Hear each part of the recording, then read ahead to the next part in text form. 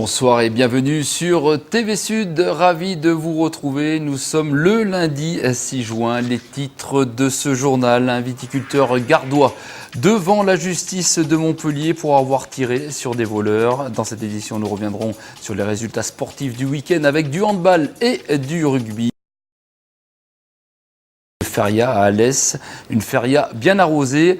Et à la fin de cette édition, séquence souvenir, à 3 jours de la feria de la Pentecôte, nous vous proposons toute la semaine de revivre les meilleurs moments de la pégoulade de ces 10 dernières années à Nîmes.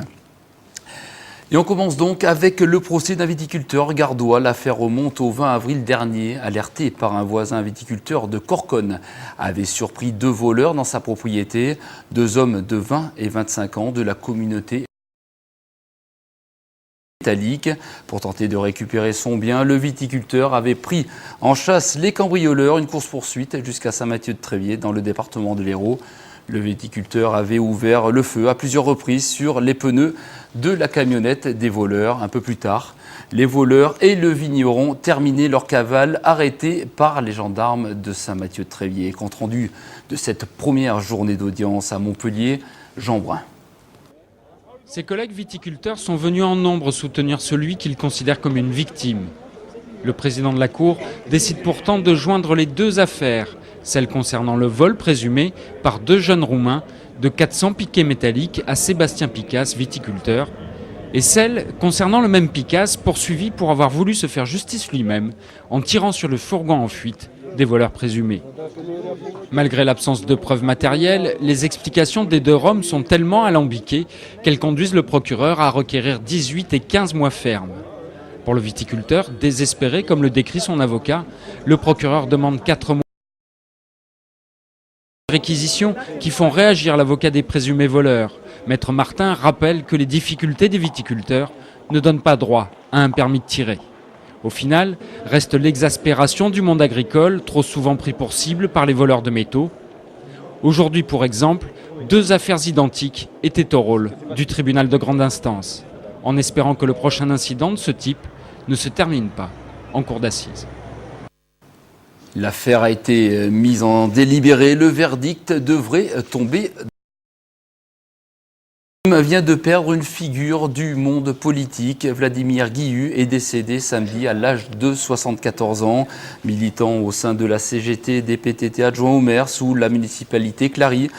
Il était encore très actif le 24 mai dernier aux côtés du conseiller régional Jean-Paul Boré. Il était venu présenter à la Tria sa nouvelle association Tous pour Nîmes et son agglomération, une association qu'il présidait. Et on enchaîne avec le monde de la politique. Après la nomination de Dominique Baudis au poste de défenseur des droits, c'est Franck Proust, le premier adjoint au maire de Nîmes et conseiller général sur le canton de Nîmes 5, qui devient eurodéputé. Avec cette nouvelle charge de travail, Franck Proust a décidé de démissionner de son siège de conseiller général. C'est sa suppléante Catherine Jeannot qui prendra sa place dans l'hémicycle de l'hôtel du département du Gard. On passe au sport avec...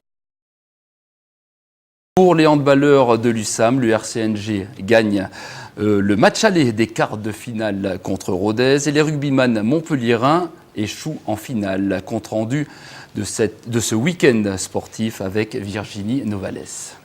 Ce samedi, l'USAM a assuré son maintien en D1 en prenant la 10e place du classement de première division. Une place bien méritée pour les hommes de Laurent Puységur qui ont largement battu Ivry 30-21. Dernier match à la tête de l'équipe pour l'entraîneur. 30-21 contre Ivry, voilà, c'est une très belle perf pour... Le rugby club Nîmes-Gard s'est imposé lui aussi hier contre Rodez au stade Kaufmann. Le RCNG gagne le match aller des quarts de finale play-off sous haute tension. Un seul et unique essai marqué par Olivier Diomandé qui donna l'avantage à Nîmes dès la fin de la première période. Score final 17-12.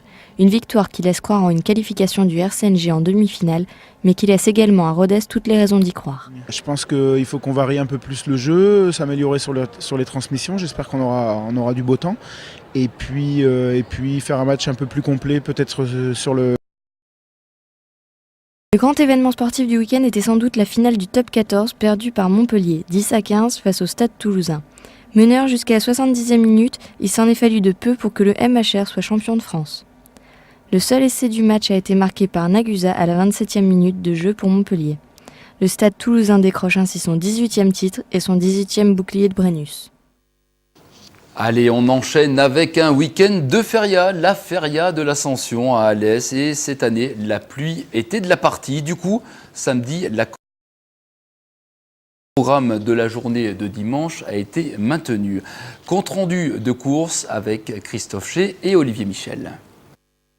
Dans la continuité de la journée du jeudi de l'Ascension, le premier week-end de juin a été considérablement perturbé par des averses répétées sur l'ensemble du département du Gard. Au pied des Cévennes, Alès n'a pas fait exception à la règle, voyant sa feria de l'Ascension nettement contrariée par de fortes pluies. Une couverture céleste des plus capricieuses qui a fortement réduit le potentiel de spectateurs, mais qui a également conduit à l'annulation de la corrida du samedi après-midi que devaient torer El Fundi, Sergio Aguilar ainsi que le torero gardois Julien Miletto. Un bilan mitigé, regardez, à l'heure où vous m'interviewez, la pluie continue de tomber. C'est une grosse déception pour nous, puisque sur le papier, les cartels étaient de haut niveau. Malheureusement, la pluie nous a gâché toute la feria. Une feria perturbée par des averses continues au cours de la journée dominicale qui a vu le maintien des 2 corridas annoncées. En fin de matinée, malgré une piste détrempée, les toreros à cheval espagnols ont rivalisé de technique et de brio face au bétail français de Christophe Fanon. Doté d'un grand sens du spectacle, le madrilène Sergio Galán a ravi la première oreille de la feria face au deuxième exemplaire, avant d'être suivi par l'andalou Álvaro Montes, crédité d'un pavillon face au 4e taureau, à l'issue d'une prestation de haute tenue sur une piste très difficile. Malheureux avec les aciers, le rejoneador navarrais Roberto Armendáriz, disciple de Pablo Hermos de Mendoza, a effectué un tour de piste à l'issue de ces 2 faènes. Seule récompense accordée l'après-midi pour le jeune chef de Lidia, Ivan Fandinho, récente révélation de la feria de San Isidro à Madrid. Particulièrement disposé face à un lot de taureaux des plus sérieux de Baltasariban, le torero basque a obtenu l'oreille de Camarito, estoqué d'un grand coup d'épée. Plus mal servi, le madrilène Alberto Aguilar a écouté le silence à l'issue de ces 2 prestations, au même titre que le français Roman Pérez, qui a livré quelques bonnes séries de muletazos devant le 3e exemplaire de Baltasariban, sans toutefois aussi exigeant que la caste imposée en piste du Temperas par les taureaux de Baltasariban. Et la feria, c'est aussi la fête dans les bodegas. Alors, si cette année la fréquentation a été divisée par 2 à cause de la météo peu clémente, certains n'ont pas hésité à braver la pluie pour faire la fête jusqu'au bout de la nuit. Reportage Olivier Carillo, Julia Dédier et Martin Ducasse. On regarde.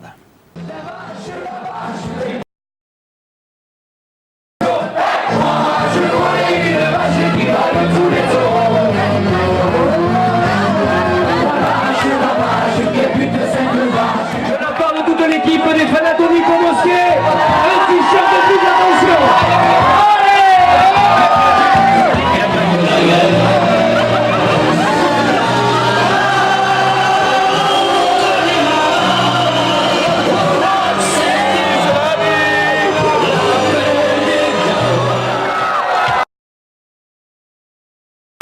Les filles sont là ce soir au bar.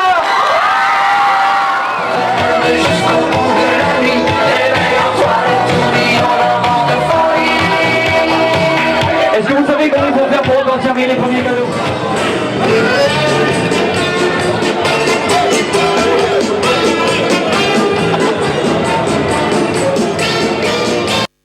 Et bien sûr, le dernier élément pour que la feria soit réussie, c'est bien sûr les traditions camarguaises qui étaient une fois de plus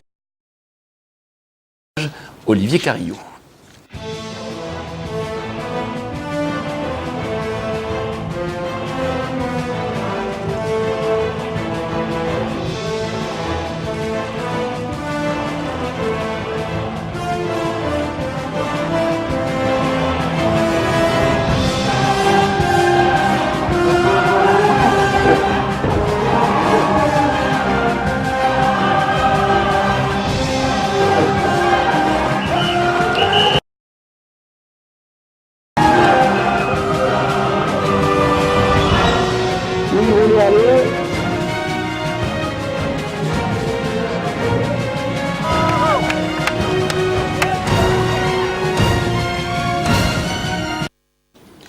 Et 2 ans après le spectacle de Lux Populi, le groupe F était au Pont du Gard ce week-end pour présenter une nouvelle création au programme geyser de lumière, pluie d'artifice.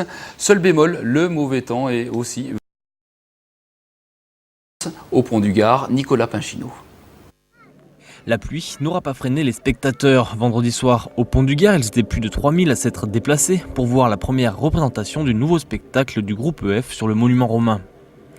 Malheureusement, si la pluie avait cessé au moment du coup d'envoi, l'humidité et l'environnement géographique du pont n'auront pas permis aux fumées des feux d'artifice de s'évacuer. Dès lors, il était très difficile de voir les images se dessiner sur l'aqueduc. Travailler en extérieur, c'est toujours difficile. Beaucoup de pluie toute la journée. Il a manqué un peu d'air et l'environnement est très humide. Là, on voit au bout de 45 minutes, on est dans le brouillard. Il y a même des nappes de brouillard aussi qui sont venues s'ajouter au spectacle. Donc de temps en temps, la météo est contre nous. Des conditions qui n'ont pas aidé le spectateur à entrer dans cette aventure de lumière concoctée par les scénaristes du groupe EF.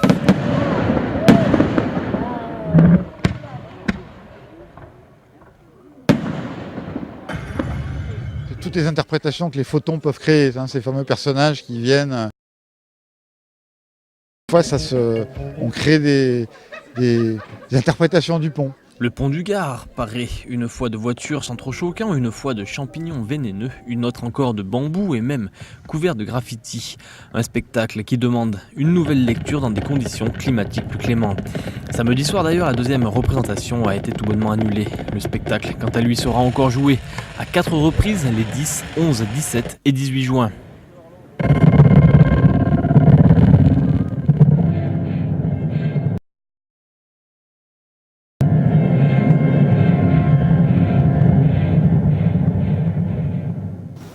Et le groupe EF remet effectivement le couvert les 10, 11, 17 et 18 juin. Allez, restez avec nous à 3 jours de la feria de Nîmes. Voici le premier numéro de notre série Pégoulade. Aujourd'hui, retour sur la Pégoulade de l'an 2000. Reportage préparé par Anthony Avon.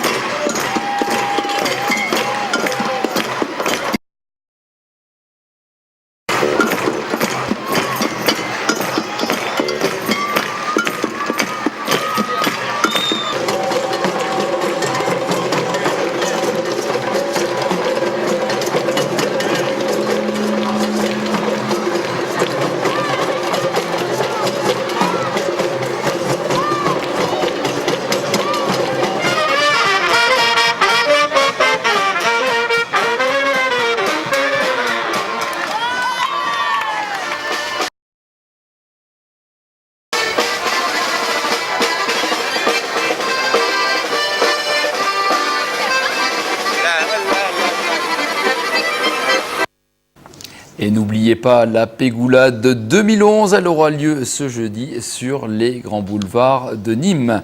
C'est la fin de ce journal. Merci de votre attention. À suivre Sport Sud présenté par Christophe Chez. Retour de l'actu demain 12h30 et 19h30. Très bonne soirée sur TV Sud.